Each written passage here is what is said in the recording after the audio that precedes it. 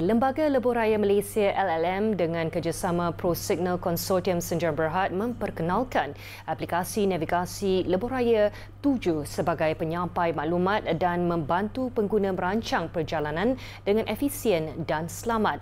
Menteri Kerja Raya Dato' Seri Alexander Nantalinggi berkata aplikasi itu dilengkapi pelbagai navigasi pintar termasuk navigasi tepat iaitu menyediakan maklumat laluan jarak perjalanan dengan anggaran masa ketibaan masa nyata. Pengguna juga memperoleh maklumat tol dan trafik masa nyata, kemudahan kawasan rehat dan rawat RNR, akses kamera litar tertutup CCTV secara langsung dan bantuan kecemasan. 7 dibangunkan untuk memudahkan perancangan perjalanan menjadi platform bantuan kecemasan yang pantas serta meningkatkan kecekapan operasi konsesi lebuhraya.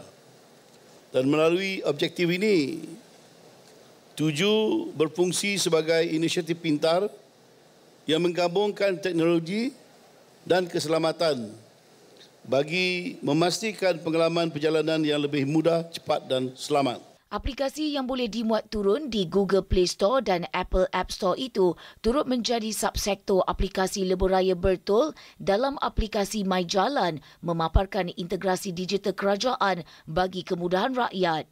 7 turut diintegrasikan dengan MyJalan bagi membolehkan pertukaran maklumat dan aduan secara terus sekaligus membentuk rangka kerja lebuhraya pintar yang lebih responsif.